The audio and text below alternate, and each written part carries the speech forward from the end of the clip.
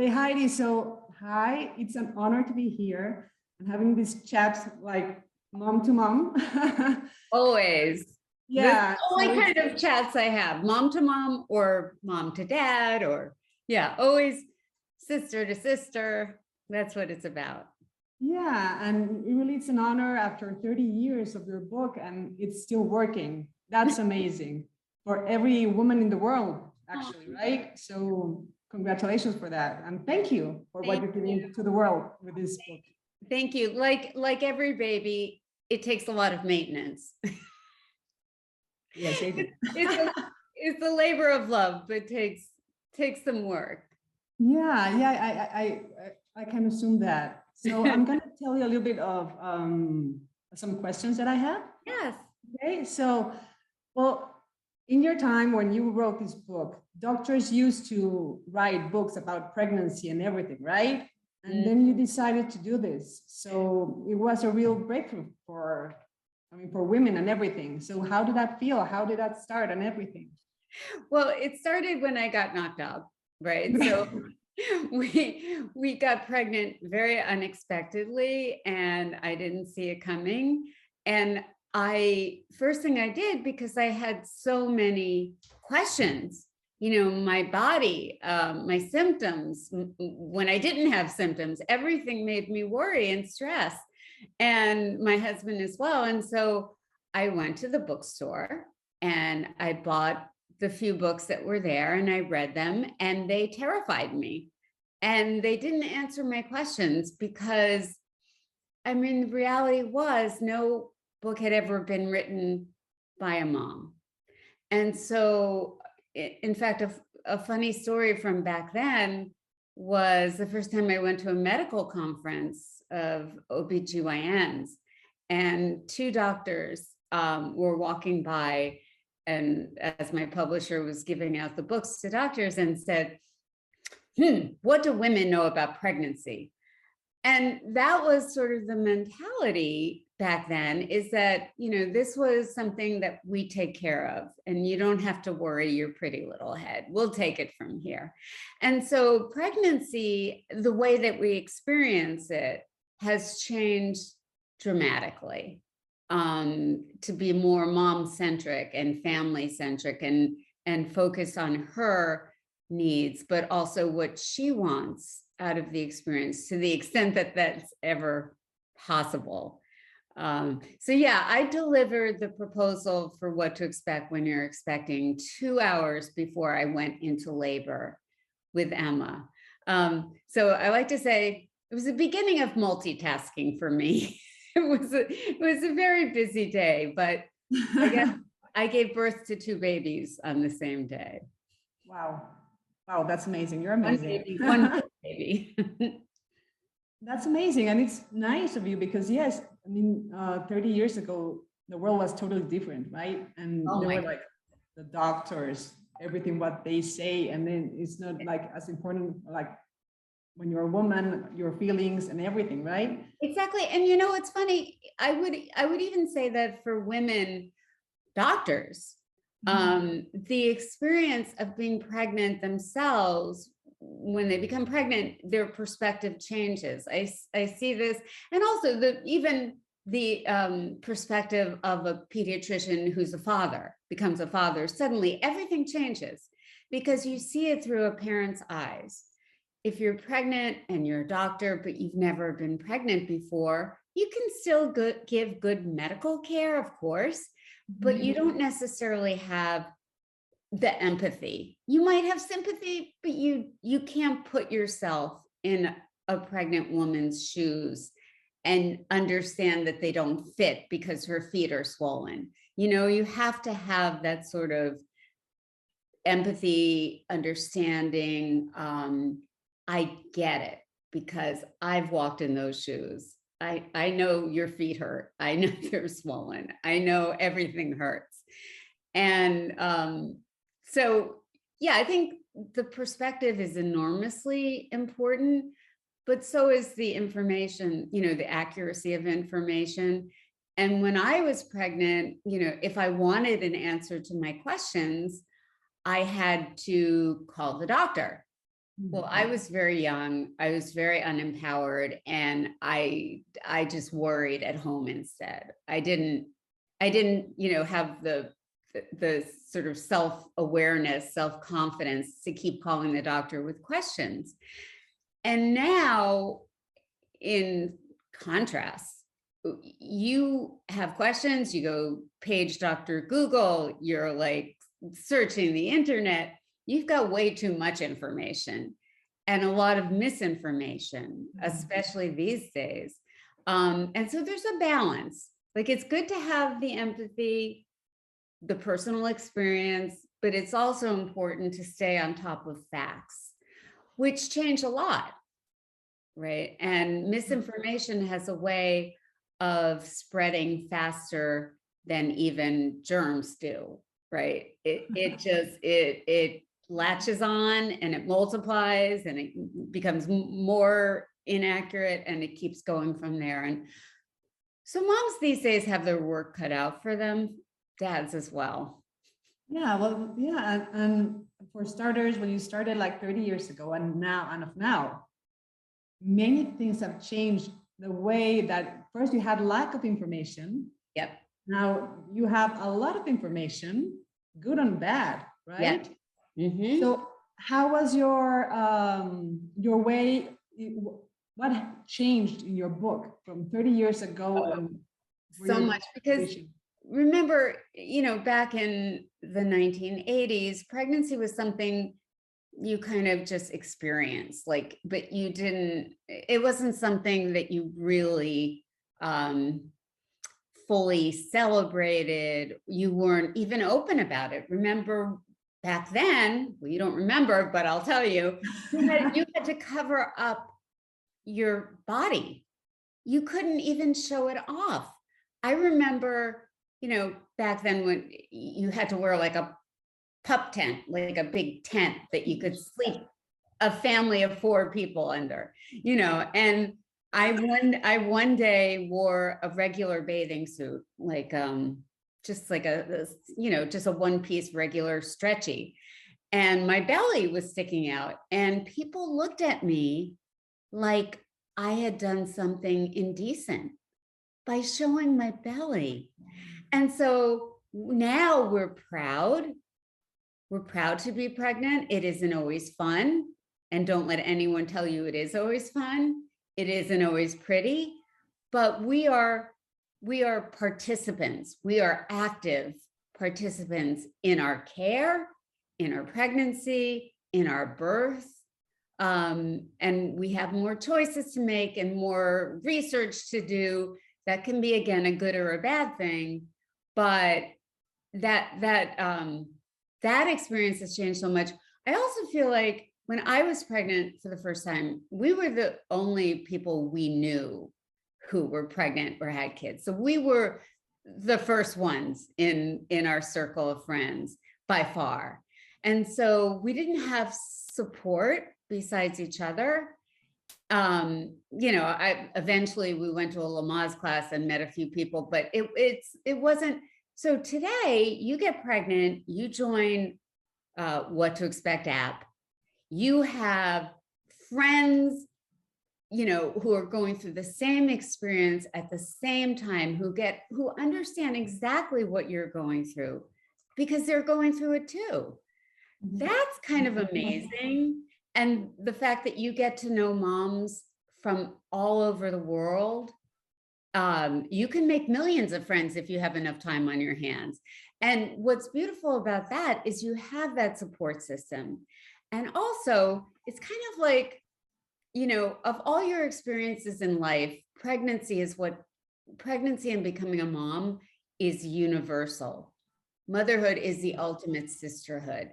So when you might be facing very different challenges than a mom in Africa, but you can relate. So, and I feel that emotional bond is so helpful. I wish I had that. Now, the downside, the flip side, is when people maybe judge you, or you feel judged, or you feel like you don't stack up, you're not good enough, you're not perfect enough. And that's where it can get a little unsettling and dicey. And so there's a balance, you know, a fine line you have to walk. It's harder in some ways, and in so many ways it's easier. But that feeling of isolation, especially during COVID, let's face it, we've all felt very isolated. At least if you have an online community, you have a way of staying in touch with others. And I think that's kind of invaluable. It is. It's amazing what I mean, you're part of, how can I say it? A community, a sisterhood, yeah, a family. But what you have done for everyone, for me including. So that's beautiful. And I really, really appreciate it. Many, many, many mothers in the world have, Wow. yeah, I mean, from nothing, from zero to having an app and having a community and everything. That's impressive. I'm just happy to be on the journey with all of these moms, because I always, you know, when people say, well, you've, you know, reached tens of millions of moms around the world, and I'm like, but I like to see them one at a time.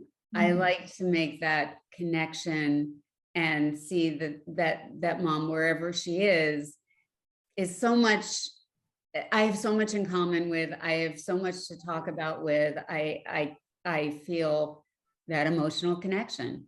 Yeah, with the one-on-one and everything. That's Exactly. not as cool as the warmth, right? Yes, and I love that. Yeah, that's beautiful. And also, I mean, the complexity about being a parent right now. No, because everybody is judging in social media everywhere. It's like, no, you should do this. No, you should do that, and everything. So how do you work with that complexity? You know, well, how I work with it and how I encourage, you know, we have we have 20 million moms on what to expect. And let's face it, it's not easy to, you know, make sure everybody's getting along and everyone's being supportive. But we have moderators in the community who take this very seriously, based on what I have sort of built as a foundation of what to expect, which is that we are there to support our sisters. We are not there to judge them, to shame them. You know, I have some key philosophies, and that is, there's just two absolutes in parenting. And one is love your child unconditionally. You won't always like your child's behavior. You won't always like the crying and the waking up and all of that, but love your child unconditionally. And then the other one is keep your child healthy and safe. And if you do just those two things, and everybody does them a little differently, then you're doing the best job. You are the best mom your child ever had. And don't ever let anyone tell you otherwise. So there's a lot of sort of building of a new mom's confidence, and helping her to listen to the little voice inside of her, or the little voice inside of dads, because dads have instincts too, nurturing instincts, to let that shine through. And there will be days when you think, oh, I can't do anything right, I'm doing everything wrong. And you just have to remind yourself that you're loving your child, and your child is safe and healthy, and that's all that matters. It really is. That's how you nurture. Yeah. That's how you nurture a baby. And, you know, it's the little things. It's the eye contact. It's the singing and the snuggling and the skin to skin. The rest, don't sweat it.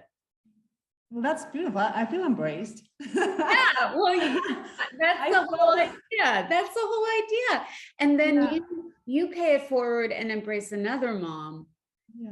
You know, pass along that support, pass along that love, and always try to remember that just because you're doing something your way doesn't mean her way is wrong. Yeah. Everybody has a different way. Every every woman is different. Every pregnant body is different. Every baby is different. You know, you'll hear me say the same things over and over because they're universally true. Yeah, totally. There's the empathy, and that we're all in this together, right? And we're trying to do our best. Exactly. And there's no such thing as a perfect parent. There's not even such a thing, as much as your baby is amazing, no such thing as a perfect baby. We are all, well, I like to use the phrase humans. You know, we're human. We're human. We can't be perfect. Yeah. And so why even strive for that? You know, you do it, you take everything one day at a time. And you go to bed at night and you say, okay, well, tomorrow's a new day. You don't stress the small stuff or sweat the small stuff, you know? Yeah, you have time, you know, to learn and everything, right? Exactly. And you learn in the trenches and you learn together, but you don't go. I think part of the problem is the myth that women are born to be moms. No, it's not true. You may have heard this. Your mother may have told you this, and her mother told her, but it's not true. You know, I remember the first time I held Emma, you know, they gave me this baby. I had no idea what to do with her. We walked in the front door of the apartment, my husband and I, Eric and I, and the first thing I did was start crying.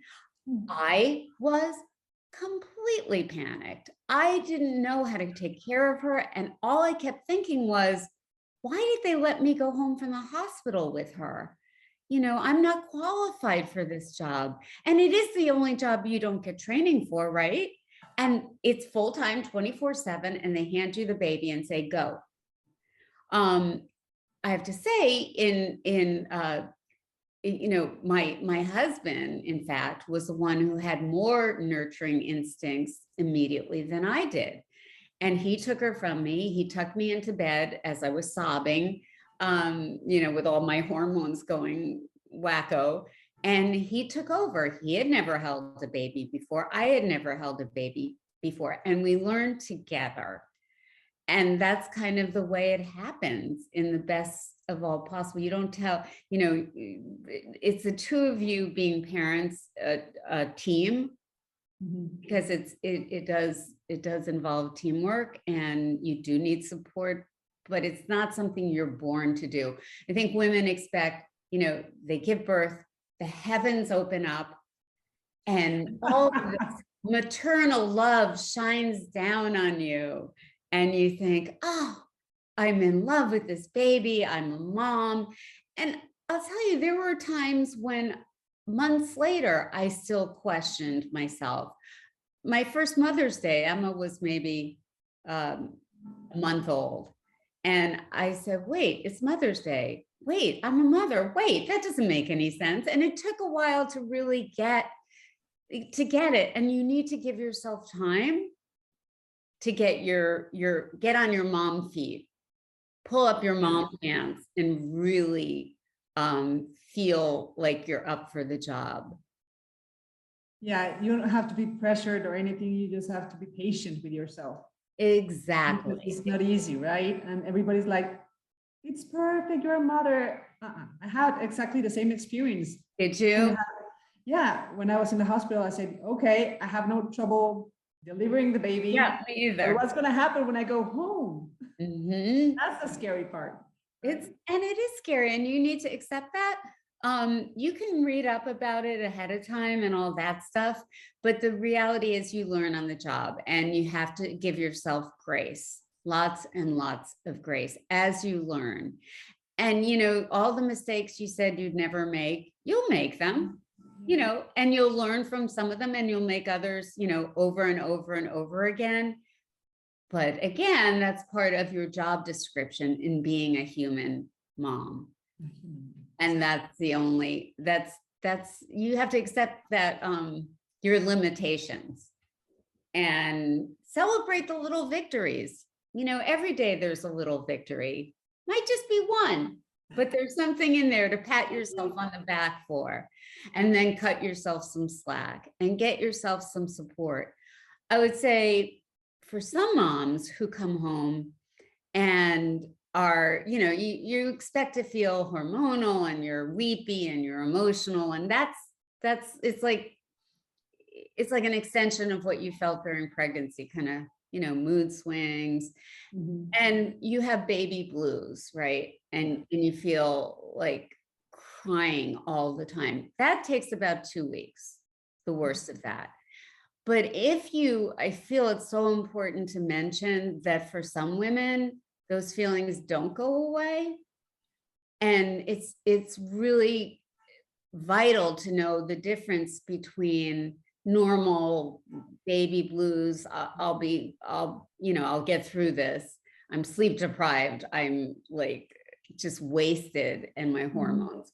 That's different than things like postpartum depression, postpartum anxiety disorder, postpartum PTSD. And those things can happen to anyone. They happen to 1 in 6 moms at least.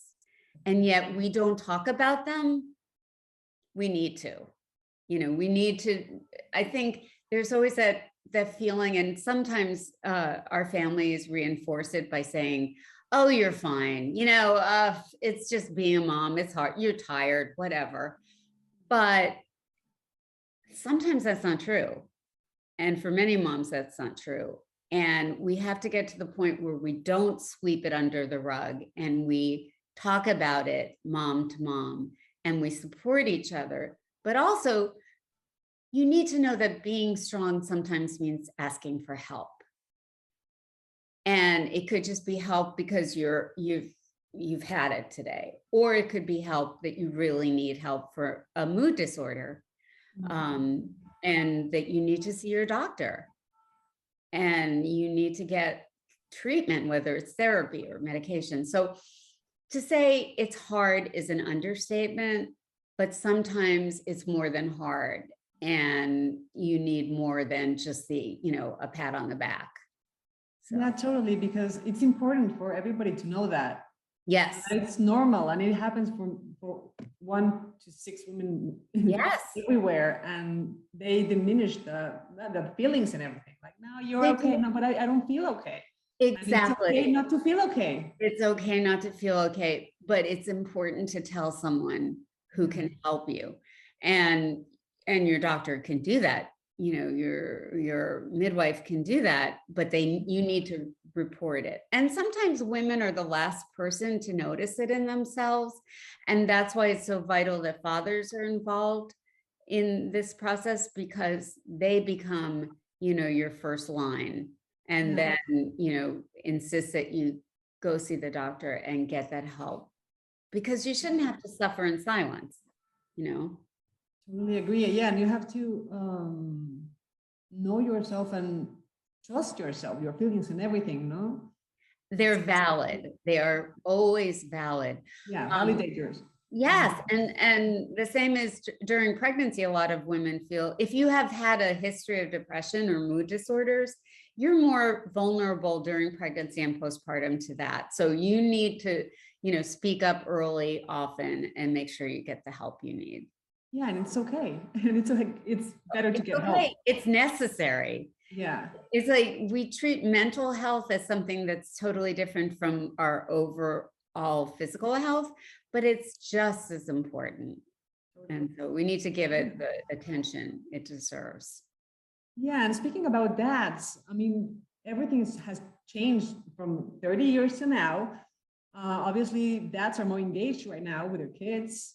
Before they were like, okay, moms go to the house, dads go to work and everything, right? And so how do you engage dads in all this? That's such an important topic, I would say. And I like to say I was the first one to coin the phrase dadvocate, because I am a very huge dadvocate. I advocate for dads because dads, I think what you're talking to is more like, they contribute a sperm, and then it's like, okay, done my job, I'll go to work, I'll do what, but that's not true.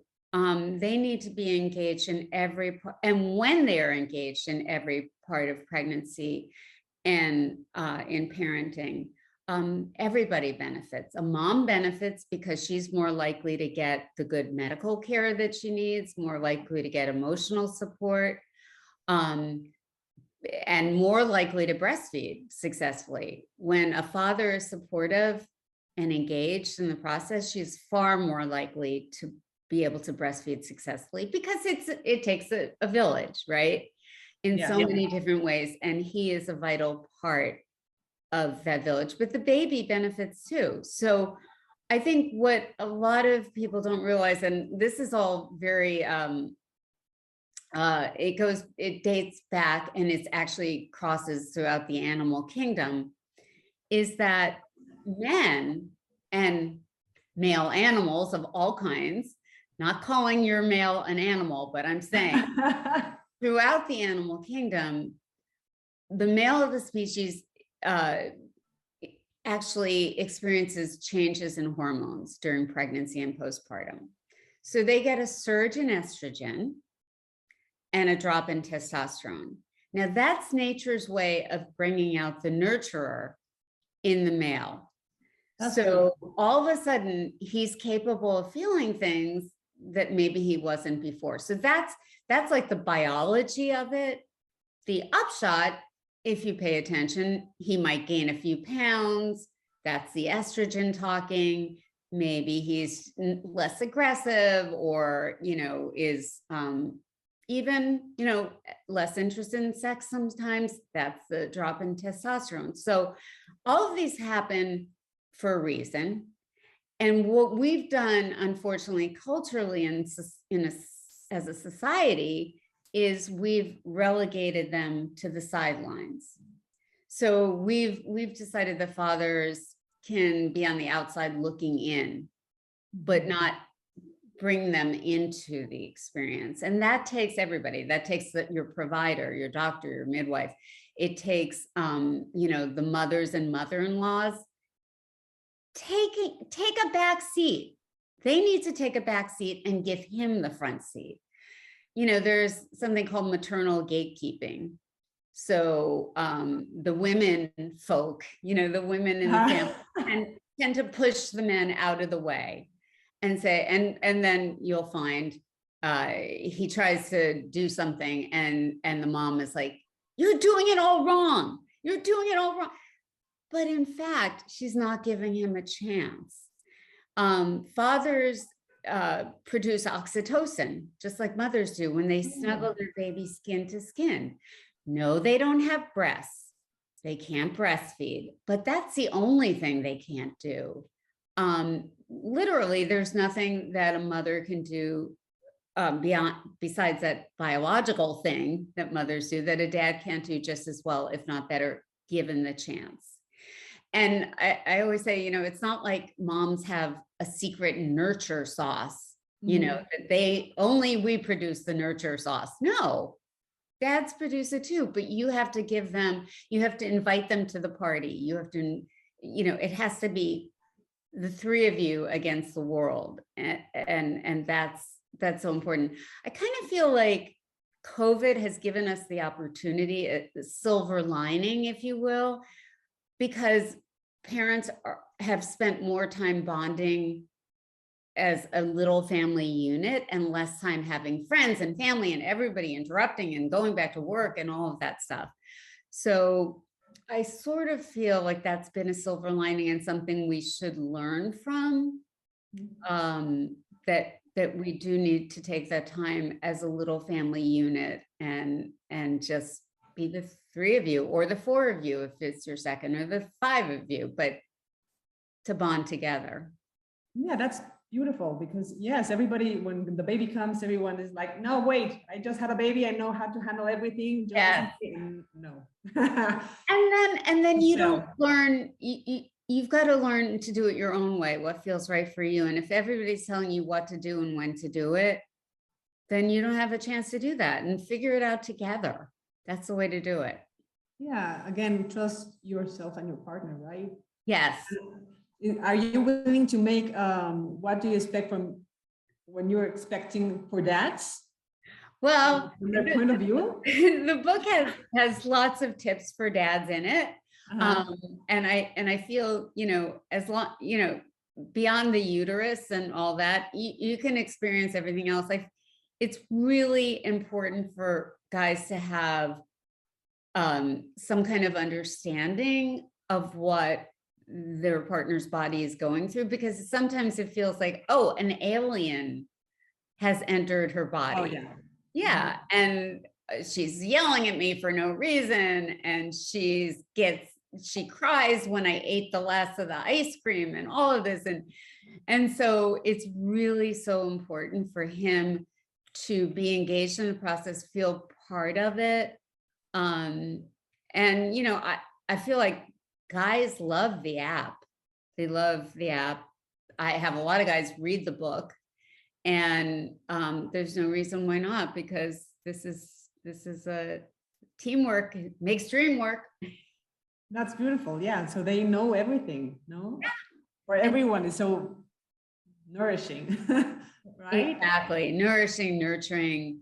They've got it. You just got to, let them express it. That's amazing. So Heidi, for our last question, I mean, this has been really, really wonderful. Which is your best advice for pregnant women today? Oh, well, first of all, try to stress less.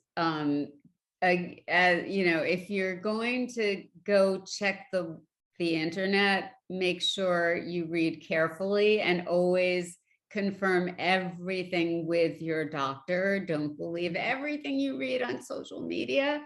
And try to enjoy this process. There's something amazing about the fact that you're growing a human.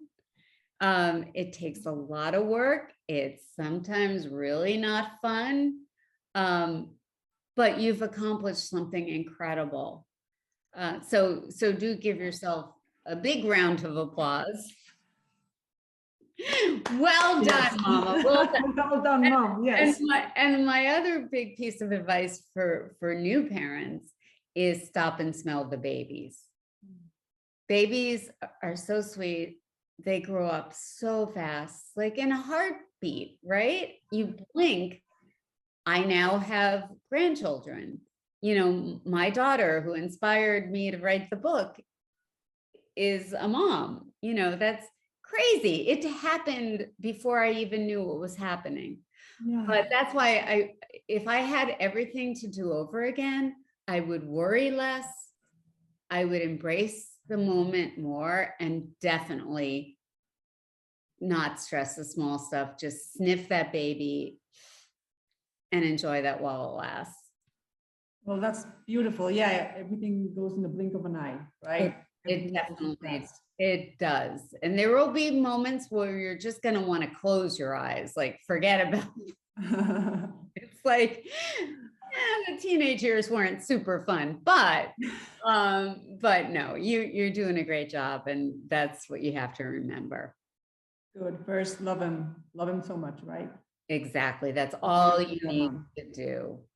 Yeah, Heidi, well, this has been amazing. Thank you so much for your time. I really, really enjoyed your chat with you. It was very anytime and everything. So thank you so much. Anytime. Thank you so much, Anna.